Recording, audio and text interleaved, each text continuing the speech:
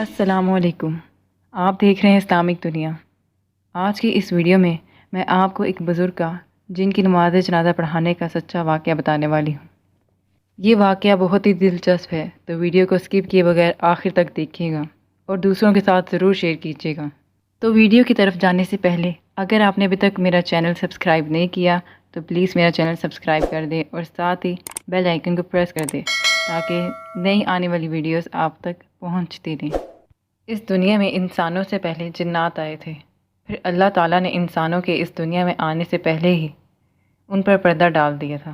جنات اور انسان ایسی مخلوقات ہیں جن کا حساب آخرت میں ہوگا۔ اللہ تعالیٰ نے انسانوں اور جنات کی اصلاح کے لیے 1,24,000 پیغمبر بھیجے۔ انسانوں کی طرح جنات بھی مختلف مذاہب کے ہیں، مسلم اور غیر مسلم۔ تو آج جو واقعہ بیان کرنے والی ہوں وہ ایک مسلمان جن اور بڑے آدمی کا سچا واقعہ ہے۔ یہ کہانی پاکستان آزاد ہونے کے کچھ سال بعد کی ہے۔ یہ واقعہ ضلع بھکر کے گاؤں میں پیش آیا۔ ایک بزرگ آدمی جو مسجد کے امام بھی تھے اور سب ان کو حاجی صاحب کہتے تھے، جو کہ گاؤں میں نئے تھے۔ وہ پاکستان بننے سے پہلے دور ایک قصبے میں رہتے تھے، لیکن وہ اب بھکر میں آ کر آباد ہو گئے۔ وہ اس گاؤں کی مسجد میں امام بھی تھے۔ گاؤں میں کچھ ہی لوگ پڑھے لکھے تھے، ورنہ گاؤں کے زیادہ تر لوگ صرف قرآن پاک پڑھے ہوئے تھے۔ حاجی صاحب دین کے بارے میں کافی معلومات رکھتے تھے۔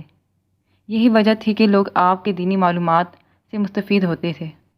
لوگوں کو جب بھی موقع ملتا حاجی صاحب سے اسلامی واقعات اور انبیاء کرام کی زندگی کے واقعات سنتے۔ گاؤں والے بچوں کو حاجی صاحب کے پاس قرآن پاک کی تعلیم کے ساتھ ساتھ لکھنا پڑھنا سیکھنے اور ان کی دینی اصلاح کے لیے انہیں مسجد میں بھیجا کرتے تھے۔ حاجی صاحب ایک نہایت سادہ اور نیک سیرت انسان تھے۔ انہیں اپنی اس غیر معمولی حیثیت پر کبھی تکبر نہ ہوا۔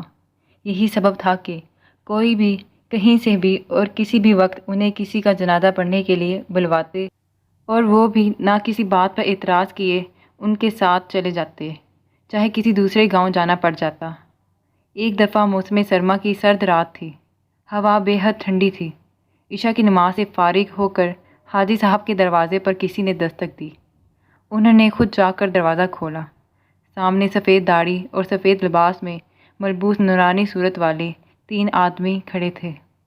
دروازہ کھلتے ہی ان میں سے ایک نے بڑے احترام سے حاجی صاحب سے سلام کیا۔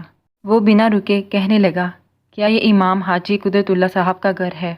حاجی صاحب نے جواب دیا، جی ہاں فرمائیے، میں ہی ہوں حاجی قدرت اللہ۔ ان میں سے ایک شخص نے کہا کہ حضرت میرے بھائی کا انتقال ہو گیا ہے، آپ سے اس کی نماز جنازہ پڑھانے کی درخواست کرنے آیا ہوں۔ وہ آپ کی دینی علوم کی دسترس کی وجہ سے آپ کو بے حد پسند کرتے تھے اور ان کی یہ خواہش تھی کہ اگر ان کا انتقال آپ کی زندگی میں ہو جائے تو آپ ان کا جنازہ پڑھائیں گے، اسی لیے ہم آپ کو لینے آئے ہیں۔ میت بالکل تیار ہے، سب صفے باندھے آپ کے منتظر ہیں، چلیے ہم آپ کو اپنے ساتھ لیے چلتے ہیں۔ حاجی صاحب بولے کہ کیا میں ان کو جانتا ہوں یا وہ پہلے مجھ سے مل چکے ہیں؟ ان میں سے ایک شخص نے جواب دیا کہ میرے بھائی آپ کو آپ کے پرانے گھر میں اکثر سنا کرتے تھے، تبھی سے وہ آپ کو عزیز رکھتے تھے۔ حاجی صاحب نے ان کے غیر معمولی حرکات سے کچھ عجیب سے محسوس کر رہے تھے، کیونکہ سامنے والا شخص بنا پلکے چپکائے ان سے بات کر رہا تھا، جبکہ باقی 2 افراد اس کے دائیں بائیں ہاتھ باندھے خاموش کھڑے تھے اور حاجی صاحب کو مسلسل دیکھ رہے تھے۔ لیکن اس سے زیادہ حاجی صاحب کے لیے کچھ پریشان کننا تھا، کیونکہ وہ اس سے پہلے بھی کئی مرتبہ رات کا جنازہ پڑھا چکے تھے۔ اس لیے انہوں نے بنا تعطل کہہ دیا، آپ مجھے تھوڑا سا وقت دیجیے، میں لباس تبدیل کر کے آتا ہوں۔ تھوڑی ہی دیر میں حاجی صاحب ان کے ساتھ جانے کے لیے گھر سے باہر نکل آئے۔ وہ تینوں ان کے آگے آگے چلنے لگے اور چلتے چلتے وہ لوگ گاؤں کی حدود سے باہر نکل آئے۔ حالانکہ وہ دور نہیں رہتے تھے، لیکن پھر بھی ان کی حیرت انگیز رفتار کے ساتھ چلنے میں حاجی صاحب کو کافی دشواری ہو رہی تھی۔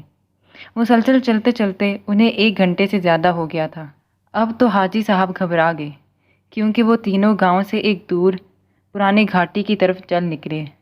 حاجی صاحب نے انہیں مخاطب کرتے ہوئے کہا، میرا خیال ہے آپ لوگ یہاں کے راستوں سے واقف نہیں، مجھے بتائیے کہ کہاں جانا ہے، شاید میں آپ کی کچھ مدد کر سکوں، کیونکہ یہ راستہ تو بالکل ویران ہے، یہاں تو صرف گھاٹی نما جگہ کے کچھ بھی نہیں۔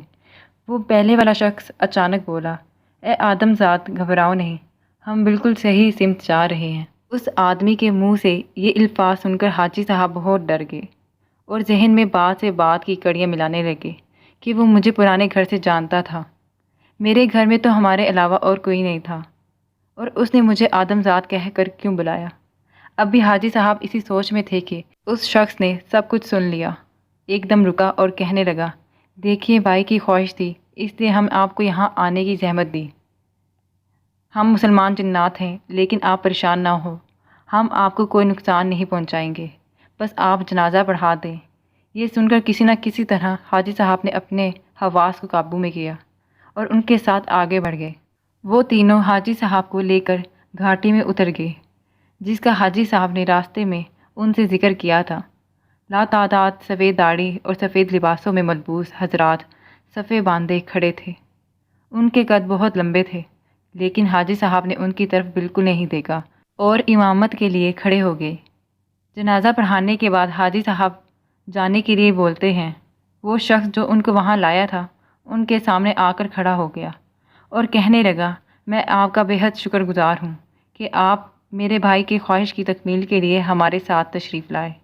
حاجی صاحب کا مارے خوف کے برا حال تھا۔ اس شخص نے جیب سے چند کوئلے نکالے، حاجی صاحب کو دیے اور کہنے لگا، ہم نے بہت دور جانا ہے، لیجئے یہ ہماری طرف سے آپ کے لیے ہدیہ ہے۔ حاجی صاحب نے گھبراہٹ میں بہت چھوٹا سا کوئلہ اٹھا لیا۔ وہ بولا، حاجی صاحب ہم نے بہت دور جانا ہے۔ حاجی صاحب اب آپ جا سکتے ہیں، اور آپ گھر کے لیے چل دیے۔ انہیں اپنے پیچھے سے خدا حافظ کہنے کی آواز آئی۔ حاجی صاحب نے پلٹ کے دیکھا تو وہاں سب کے سب غائب تھے۔